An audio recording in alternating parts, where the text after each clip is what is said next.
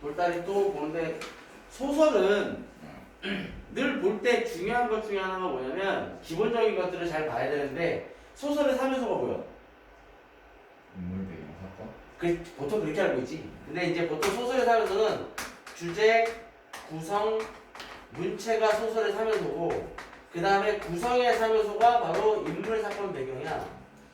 그런데 이 중에서 그러면 가장 중요한 거야. 인물, 사건, 배경 중에서 가장 중요한 건 뭐겠어? 당연히. 어? 사건? 사건이지, 사건. 야, 생각해요. 우리가 영화를 보는데, 영화나 이런 걸 보는데, 남자 주인공하고 여자 주인공이 있어. 근데 남자 주인공하고 여자 주인공이 둘이서 짠 하고 나타났다? 근데 둘이서 만났네? 그리고 아무 다툼 없이 잘 만나서 잘 만나고, 뭐 결혼하고 뭐하고 잘 살았대. 연애하고 결혼하고 뭐 이러고. 그래서 해피엔딩으로 끝나. 그 영화 무슨 재미로 보냐? 그지? 그냥 중간에 뭔가 웬만한 뭐 제3자의 인물이 툭 하고 나타나서 툭탁툭탁 싸우고 뭐하고 눈물 흘리고 헤어지네 만에 그다음 우연치 않게 만나고 뭐 이래야 재밌을 거 아니야. 영화라는 게 그렇다고. 마찬가지야. 영화라는 그 컨텐츠라는 개념이 말 그대로 글로 쓰여진 그런 것들을 영상화 시킨 거라고 생각하면 여기서도 가장 중요한 건 이 사건이야, 사건. 이 사건이 결국에 이 사건 안에 어떤 인물들이 물론 있겠지만 이 인물들이 사건을 겪으면서 어떤 배경 속에서 사건을 겪으면서 이걸 통해서 이 주제를 전달해 주는 거란 말이야. 그렇기 때문에 가장 중요한 건 어떤 사건이냐. 근데 그걸 알기 위해서 구체적으로 우리가 무언가를 할 필요는 없고 읽으면 돼. 진짜로 소설은 잘 읽으면 돼. 그런데 진짜 중요한 것 중에 하나가 사건이기 때문에 인물을 잘 보는데 이런 것들을 판단하기 위해서 봐야 되는 게 뭐냐면 구성이야, 구성. 소설의 구성이 보통 발단, 전개, 위기, 그 다음에 절정, 결말 이런 식이잖아. 그랬을 때 바로 이 부분들이 중요한 거야. 왜냐면 발단에서는 어떤 부분들이 생기는 거냐면 이 발단을 통해서 앞으로 등장하는 인물이 어떤 인물이며 배경이 어떤 건지를 여기서 다 일단 밑밥 깔아주고 한단 말이야. 밑밥 깔아주고 쫙 지나갈 때 그걸 우리가 파악을 해야 어떤 인물들이 지금 여기서 등장하는 인물들이 서로가 어떤 관계라는 걸 알고 그 다음에 어떤 배경에서 어떤 요소로 시작하는구나라는 걸 알아야 그 다음에 갈등을 사건을 판단하기 쉬워지는 거야. 그러면 내용이 좀 더 잘 이해가 되고 그 다음에 개연성을 우리가 더 찾기 쉬워지게 되는 개연성이 생기게 되는 것들이 생기는 거야. 무슨 얘기인지 알겠지? 그런 것들을 늘 중요하게 보면서 소설은 봐야 돼. 알겠지? 자, 그래서 이태준 이렇게 돼 있는데 소설가 뭐 주요 작품의 그림자 까마귀 복덕방인데 이 복덕방 같은 소설 같은 경우에는 고2 고3 때 잘 봐둬야 돼. 수능에서 잘 나오는 것 중에 하나야. 8.15 반복 이후에 얼붙게 갖고 언제 죽었는지 알 수가 없어. 자, 그 다음에 이제 그래서 내용을 보면 돌다리 정거장에서 샘말 십리길을 내려오느라면 발이 들락말락한 데서부터 샘말 동네보다는 그 건너편 산기슭에 놓인 공동묘지가 먼저 눈에 뜨인다 이렇게 돼 있는데 여기 먼저 나와있는데 죽은 누이 창욱이 묻힌 곳인데 창섭은 이렇게 돼 있잖아. 그치? 그럼 얘가 주인공이야. 그치? 창섭이 주인공이야 엄밀히 따지면. 근데 창섭이다라고 얘기가 나오니까 몇 인칭 시점이라는 얘기야? 3인칭. 3인칭이고 그 다음에 전적 작가 시점이라는 걸 대충 알 수 있어. 왜냐면 먼저 눈에 뜨인다, 멈추고까지 바라보았다, 봄이 올 때 보면 뭐한다 이런 것들을 다 설명을 해주잖아. 그렇기 때문에 전적 작가 시점이라는 걸 우리가 알 수 있는 거고 그 전적 작가 시점이니까 모든 인물에 대해서 다 설명을 해준다는 걸 잘 알고 가면 쉽게 볼 수 있게 되는 거야. 자, 봄에 올 때 보면 진달래가 불부터 피어 올라가는 야산이다. 지금은 단풍절도 지나고 누르테테한 가랑나무들만 묘지를 둘러 이제 계절적인 배경이 초겨울, 가을에서 겨울로 들어가는 거지. 듣지 않아도 적막한 버스락 소리만 울릴 것 같았다. 어느 것이라고 집어낼 수는 없어도 창욱의 무덤이 어디쯤이라고는 짐작이 된다 해서 누이를 얘기하는 거야. 창섭은 마음으로 창욱과 불러보면 목례를 보냈다. 그래서 죽은 누이에 대한 슬픔을 얘기하고 다만 어이뿐으로 나이가 훨씬 떨어진 누이였었다. 지금도 눈에 선하다. 자기가 마치 방학으로 와있던 여름이었다. 창욱은 저녁을 먹다 말고 갑자기 복통으로 뒹굴었다. 오후로 뛰어들어가 의사를 청했다. 의사는 주사를 놓고 들어왔다. 그러나 밤새도록 열은 내리지 않았고 새벽녘에 아파하는 것도 더해갔다.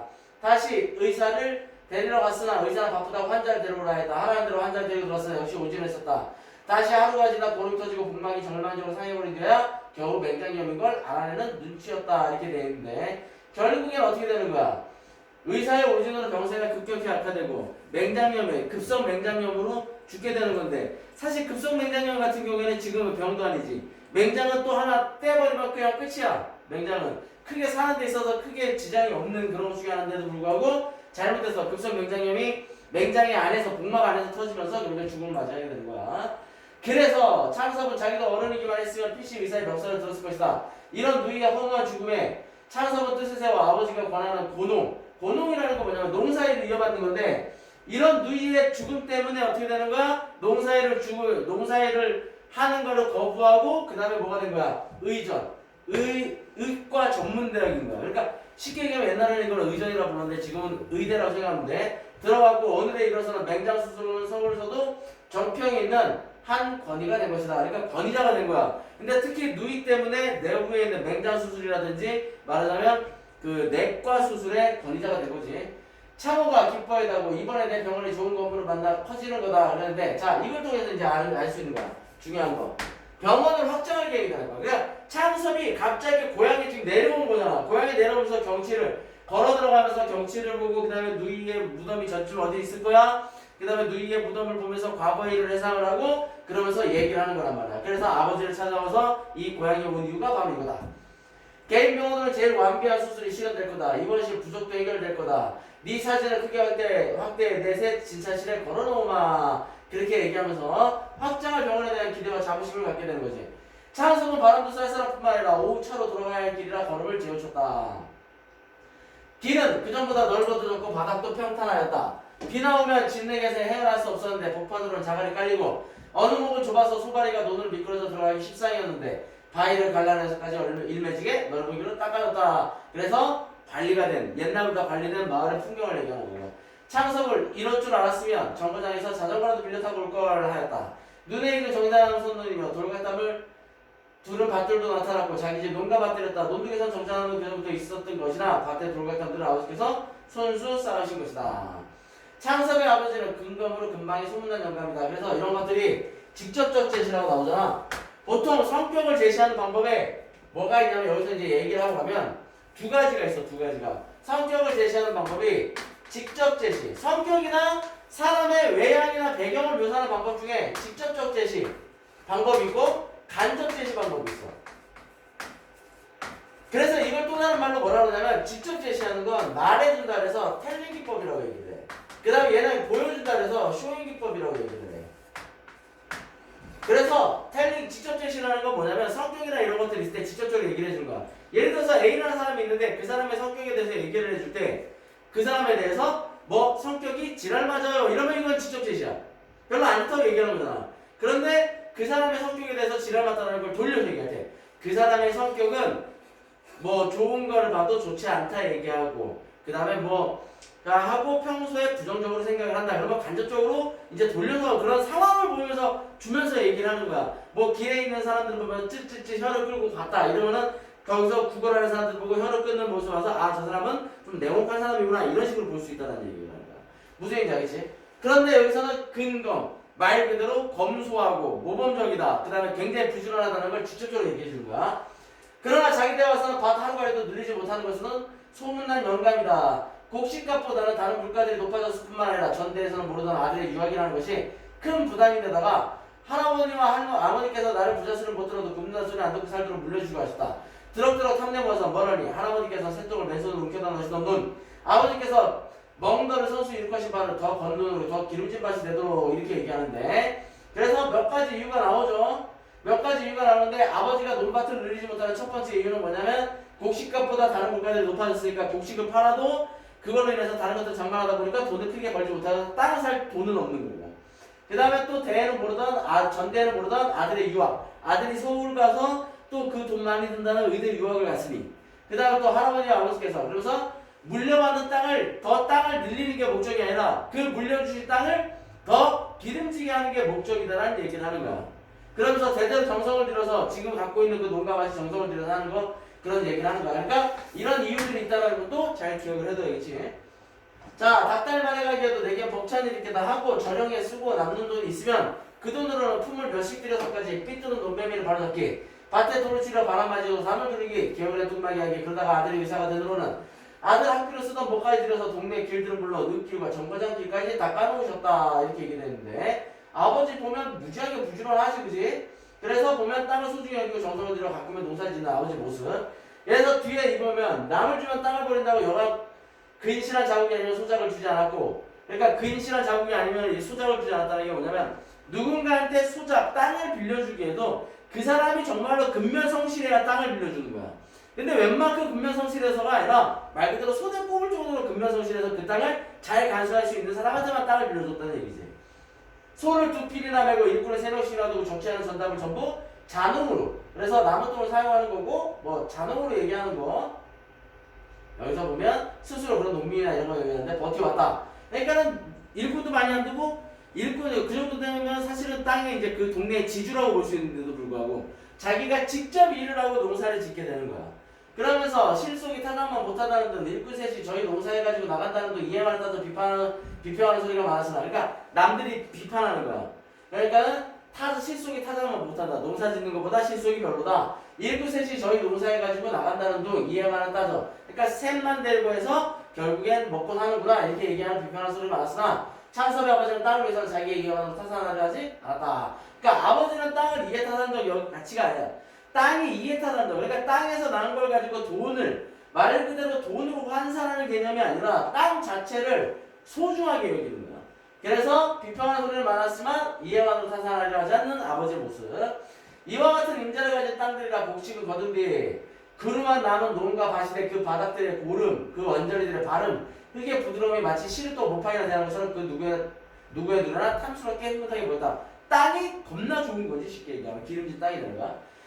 이런 땅을 팔기에는 아무리 수입이 몇 배도 나은 병원을 늘리기 위해서는 아버지께 미안하지 않을 수 없었다. 그러나 잡히기는 해가지고 3만원 돈을 만들 수가 없었고, 서울서 큰 양반을 손에 넣기란 돈만 있다고도 아무 때나 될 일이 아니었다. 이렇게 얘기하는 거야. 그래서 고향, 말 그대로 고향에 온 목적 땅을 팔려고 온 거지. 그래서 여기서 보면 창섭은 아버지에게 땅을 팔자고 얘기를 하는 게 경제적 이익을 위한 수단으로 여기서, 이미 여기서 아버지가 대하는 땅의 태도와 창섭이가 대하는 땅의 태도가 완벽하게 다르다는 걸 눈에 볼 수 있는 거고, 그러나 잡히게 이익에서 돈을 마련하기 위해서 왔다라는 거, 그걸 얘기하는 거야. 아버지께서는 내년이 환갑이시다. 어머니께서는 해마다 기침이 돌리신다. 진작부터 내가 모셔야 했을 게다. 그런데 내가 시골로 올 수 없고 천세 부모님이 서울로 가셔야 한다. 한동네에서도 땅을 당신만치 못 거둔 사람에겐 소작을 주지 않으셨다. 그러니까 아버지를, 그러니까는 자기의 땅을 팔면서 자기의 병원을 확장하기 위한 것도 있지만 한편으로는 그 땅을 파는 게 부모님을 자기가 모셔야 하기 때문에, 그러니까 자기가 하는 일이 곧 아버지를 위한 일이다 라고 자기 합리화를 하게 된 거지. 땅 전부를 소작을 내어 맡기고는 서울과 편안히 계신 날이 하루도 없으시겠다. 아버님의 말년을 편안하게 해주기 위해서도 땅을 전부 없애버릴 필요가 있는 거다. 아무한테나 소작을 안 주시는 양반이 서울로 가단다고 서울로 따라가갖고 땅을 누군가한테 소작을 준다? 절대 그렇게는 못하시는 양반이고, 그러니 땅을 팔아야 한다라고 얘기를 하는 거예요. 창섭은 샘말에 들어서 동구에서 이내 아버지를 베일 수가 있었다. 아버지는 가인의 살아놈, 그러니까 개울가를 얘기하는 거야. 사람이 잡힌 찬물에 무릎까지 걷고 들어서서 동네 사람들을 축축해 돌다리를 고치게 있었다. 어떻게 갑자기 오느냐? 네, 좀 급히 여쭤봐야 할 일이 생겼습니다. 그러면서 자, 마을 전체 편의에서 앞장서신 아버지의 얘기를 나오는 거고, 자, 뭐 여쭤봐야 해. 그래, 먼저 들어가 있거라. 그래서 동네 사람 수십 명이 생고비 두기장은 흘러내려간 다리돌을 동이줄에 얼고 끌어올리고 있었다. 게으른 동네 분파로 흐르고 있어 아래위로 징검다리를 서너 군데나 놓였으나 하룻밤 비에도 일수 넘쳐 모두 이 큰 돌다리로 통일하던 것이다. 창섭은 어려서 아버지께 이 큰 돌다리의 내력을 들 것이 아직도 기억에 남아있다 이렇게 되는데, 그러니까 흘러내려간 다리돌, 돌다리로 왔는데 그 중에 다리돌 일부가 물에 휩쓸려서 내려간 걸 다시 끌어올리고 이제 말하자면 공사를 하고 있는 거야. 너희 증조부님 돌아가시어서다. 산소에 상도를 오는데 징검다리로 건네올 수 있니? 그래, 너희 조부님께서 다리부터 이렇게 넓고 튼튼한 돌로 놓으신 거란다. 그러니까는 돌다리를 놓은 이유는 뭐냐면 산소에서 상도를 해오는데, 산소에 노을도를 해갖고 오는데 징검다리를 건너올 수가 없으니, 그래서 돌다리를 놓고 그 상도를 끌어온 거다. 그 후로 5, 60년 동안 한 번도 무너진 적이 없었는데 몇 해 전 어느 장마에 어찌된 셈인지 제일 큰 장이 내려앉아 떠내려갔던 것이다. 두께가 한 잔에 실하고 폭이 6자, 길이는 10자가 넘는 자연석 그대로라 여간 몇 사람이 이루는 손을 댄 연두부터 나지 못하였다.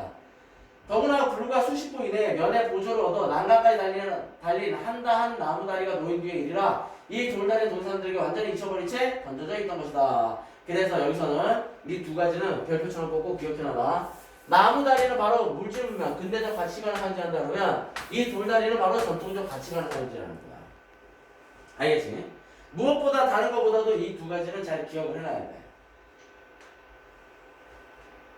자, 그러면서 집에 들어가니 어머니는 다리 고치는 사람들 점심을 짓노라고 역시 여러 명이 동네 옆에 두고 허둥거리고 계시었다. 그러니까 그 사람들도 음식을 짓느라고 바쁜 거지. 그러니까 여기서는 뭐 아까 얘기했던 것처럼 새로운 부분에 전투적 문화가 밀려나고 있다 그 얘기하는 거니까 저거 두 개만 잘 기억하면 돼. 자, 그러면서 웬일인데 어째 혼자만 오냐 어머니 손자아이들부터 보이지 않는 걸 물으신다. 그러니까 평소와 달리 명절 때 내려온 게 아니라 갑자기 뜬금없이 내려왔는데 또 혼자 내려왔어. 그러니까 어머니에 대한 그리움도 얘기하면서 또 궁금해서 물어보시는 거지. 오늘로 가야겠어서 아무도 안 데려갔습니다. 오늘로 갈 걸 모레 오늘. 그러니까는 빨리 왔다 빨리 가는 아들에 대해서 서로 마음을 느끼는 거고. 인천 어머니께서는 서울로 모셔갈 채비를 하러 왔다고. 그래서 어머니랑 함께 라는 뜻이고 서울로 제발 어이들하고 한 데서 살아봤으면 원이 없겠다. 그러니까 어머니는 손자들에 대한 사랑이 넘치니까 어머니는 서울로 가서 살고 싶어 하죠. 하고 어머니는 땅보다 조사님들 산소나 산간보다 손자아이들에게 더 마음이 끌리시는 눈치였다. 그러나 아버지만은 그처럼 단순히 들떠질 마음이 아니었다. 그래서 이걸 통해서 여기도 별표 써놓고 기억해놔라. 이런 구절을 통해서 갈등의 사이가 일어날 거다라는 걸 얘기를 해주는 거야. 자, 아버지는 아들의 뒤를 쫓아 이내 겨울에서 들어왔다. 의사인 아들은 마침 환자에게 치료 방법을 이르듯이 냉정히 체견이 이야기를 시작하였다. 외아들이 자기가 부모님을 진작 모시지 못한 점이 잘못인 것. 그 다음에 한 집에 모이려면 자기가 병원을 버리기보다는 부모님이 농토를 버리시고 서울로 오시는 것이 순리인 것. 병원은 나날이 환자가 들어가나 입원실이 부족하여 오는 환자의 3분의 1밖에 수용 못하는 것. 지금 시국에 큰 건물을 새로 짓기란 거의 불가능의 일인 것. 마침 교통 편한 자리에 3층 양호기 하나 한 것. 인쇄소였던 집인데 전체가 콘크리트여서 방공으로 가치가 충분한 것. 3층은 살림집과 직공들의 합수실로 꾸몄던 것이라 입원실로 변장하기에 용이한 것. 각 층에 수도나 가스가 다시 들어온 것. 그러면서도 가격은 염한 것. 염화기는 하나 32,000원이라 지금의 병을 팔면 15,000원쯤 받겠지만 그것은 새 집을 고치는 데와 수술실의 기계를 완비하는 데 다 들어갈 것이니 집값 32,000원 따로 있어야 할 것. 시골 땅을 둔 데야 1년에 고작 3,000원의 실리가 떨어지지 말지 하지만 땅을 팔아다 병원만 확장해 놓으면 적어도 1년에 만원 하나씩은 이익을 뽑을 자신이 있는 것. 돈만 있으면 땅을 이담해라도 서울 가까이라도 얼마든지 좋은 것으로 살 수 있는 것. 그래서 얘는 지금 이 얘기를 통해서 땅을 말 그대로 땅이 아니라 금전적인 돈의 말하자면 가치 교환의 수단으로 보고 앉아있는 거야. 그치? 그러면서 여기서는 보면 땅에 내려올 중요하지 않고 땅을 이담해라도 서울 가까이도 얼마든지 좋은 것을 살 수 있다. 돈만 벌면 땅은 언제든지 살 수 있어. 이렇게 얘기를 하는 거지. 그러면서 아버지는 아들의 의견을 끝까지 잠잠히 듣다. 그리고 점심이나 먹어라. 나도 좀 생각해봐야 대답하겠다. 하고는 그러니까 대답을 유보한 거야. 다시 겨울 나가고 떨어졌던 다이어트를 올려놓을 거야. 들어와. 그도 점심사람 맞다. 점심을 다스면서 했다. 요즘 사람들은 힘도 줄었나봐. 그달에 처음 놀지 내가 어려서 봤는데 불과 연합리서 거들던 돌인데 장정 수십 명이 한나절을 씨름을 하다니. 그렇게 얘기하면서 힘들게 일을 한 걸 하고 나무다리가 있는 건 왜 고치시나요? 이렇게 되는데 이걸 통해서는 뭐냐면 창섭은 돌다리가 불필요하다 생각하는 거야. 그러니까 창섭이나 아버지가 얘기하는 건 창섭이는 말 그대로 근대적 문명적인 가치관을 갖고 있는 애고 그 다음에 아버지는 전통적 가치관을 가진 사람이라고 보는 거야. 그래서 보면 창섭의 실리주의적 태도. 굳이 그걸 고쳐 뭐하겠니? 나무다리가 있는데 이렇게 생각을 하는 거지. 너도 그런 소리를 하는구나. 나무가 돌만하거든. 넌 그 다리에서 고기 잡던 생각도 안 나니. 서울로 공부할 때 그 다리 건너서 떠나던 생각 안 나니. 시체는 모두 사람들이야. 모두 인정이라는 게 사람한테만 쓰는 건 줄 알더라. 그러니까 자연도 인정을 갖고 되어야 된다고 얘기하는 거고. 내 할아버지 산수의 상도를 그 다리로 건네다 모셨고 내가 천잘 끼고 그 다리에 그리그러 내렸다. 네 어미도 그 다리로 가말 타고 내 집에 왔어. 그래서 돌다리를 가족사의 하나로 그러니까 가족에 있었던 일들의 일부분의 역사로 자리 잡는 게 돌다리다 생각하는 거야. 나 죽건 그 다리를 건네다 묻어라. 난 서울 갈 생각 없다. 그러면서 결심을 드러내는 거지. 그죠? 난 땅 팔지 않겠다 얘기를 하는 거야. 내 천금이 쏟아진데도 난 땅은 못 팔겠다. 내 아버님께서 손수 일으하신 걸 내 눈으로 본 바치고 내 할아버님께서 손수 피땀 흘려 모으신 돈으로 장만하신 돈들이야. 돈 있다고 그러면서 여기까지는 대단한 정성을 들여서 갖고 왔고 땅을 같이 경제적인 거 이상으로 애착이 크게 경제적인 거 이상으로 생각을 하는 거고 돈 있다고 어딘가 느리지 놈 같은 게 있고 독시장박 같은 걸 사 이렇게 해서 열심히 갈고 닦아놓은 좋은 놈과 밭은 쉽게 얘기해서 돈으로 주고 살 수 있는 게 아니다라는 거야. 꾸준히 관리를 해왔기 때문에 이런 땅을 가질 수 있었던 건데 그건 그냥 돈으로 살 수 있는 게 아니다라는 얘기예요. 느리지는 쪽에서 느티나무는 할아버님께서 심으신 거고 저 사람 마당에 은행나무는 아버님께서 심으신 거다. 그 나무 밑에를 설 때마다 난 그 어른들 동상이나 다름없이 경건한 마음이 솟아 우러러보곤 한다. 그러니까 말 그대로 이 동네는 전부 다 가족인 거야. 땅이란 걸 어떻게 일시 이해를 해서 따로 사고 팔고 하느냐. 경제적인 가치를 말하는 창섭을 비판하는 거고. 그런 현대인들을 비판하는 거다라고 생각하면 돼. 땅 없어봐라. 집이 어디 있으며 나라가 어디 있는 줄 아니. 땅이란 천지만물의 근거야. 돈 있다고 땅이 뭔지도 모르고 욕심만 내 문서적으로 사모기만 하는 사람들. 돈을 있어도 별일만 생각하고 제 조상들과 그 땅과 어떤 인연이라는 거 도시 생각지 않고 헌신적 버리더라는 사람들 다 내 눈에 괴이한 사람들밖에 되지 않더라. 그래서 여기에서는 땅에 대한 아버지의 전통적인 가치관, 그러면서 금전적 경제적 가치로만 보는 현대인들을 비판하는 내용이 들어옵니다. 알겠죠? 자, 그러면서 땅과 사람의 인연을 굉장히 중요시 여기시는 거고 네가 네 덕으로 오늘 의사가 된디. 내 덕인 줄만 아냐. 내가 땅 없이 뭘로. 밭에가 절하고 너네가 절해야 쓴다. 땅에 대한 고마움을 알아야 된다. 자고로 하늘하나 하늘의 떡이 당장 통하지 않고 사람한테 미치는 줄 아니 땅을 파는 거 그게 하늘을 파는 거나 다름없는 거다 라고 얘기를 하는 거야. 그러면서 땅을 천지만물의 근거로 보는 건데 왜 보통 유교 사회에서도 우리가 삼재라고 얘기하는 게 뭐였어? 땅과 하늘과 사람이야. 그 세 가지가 있는 건데 다 하늘덕이 아니라 땅이 있기 때문에 하늘도 있는 거야 라고 얘기하는 거지. 땅을 밟고 다니까 땅을 우습게 대답이지. 땅처럼 응가가 분명한 게 뭐냐. 하늘은 차라리 못 믿을 때도 많다.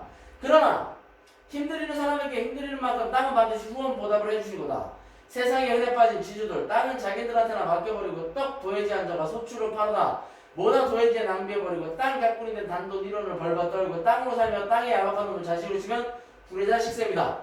그래서 땅이 말을 할 줄 알아라. 배가 고프단 땅이 얼마나 많을 테냐. 관리받지 못한 거. 해마다 걷어만 가고 땅은 자갈밭이 되지니 않아. 뚝이 떠나가니 않아. 걸어만 본을 제대로 넣나. 전 급하게 돼 자기니 우는 소리나 해야. 요즘 너희 신이들 주사친 놓듯 애꿎은 금비만. 그러니까 금과 같은 비료만. 그러니까 비싼 비료만 뿌리고 앉아있다는 얘기야. 그렇게 땅을 흘대우고는 이제 죽어서 땅이 없어서 어디로든 갈 테고. 그러면서 간 테고. 그러면서 사람이 죽어서 땅으로 들어간다. 창섭은 이미 얼어버렸다. 손만 부비었다. 자기 생각이 너무나 자기 본이었던 것을 대뜸 깨달았다. 그러니까 땅에 대한 아버지의 모습, 아버지가 얼마나 땅을 생각하는지를 알고 깨닫게 되는 거지. 땅에는 이해를 초월한 일종 종교적 신념을 가진 아버지에게 아들의 이단적인 계획이 용납될 리 만무였다. 그러니까 자기가 이기적이었다는 걸 깨닫고 아버지에는 땅에 절대적인 믿음이 있다는 걸 깨닫고 그러면서 절대 땅을 팔고자 하는 계획이 용납될 리가 없다는 것도 깨닫게 되는 거야.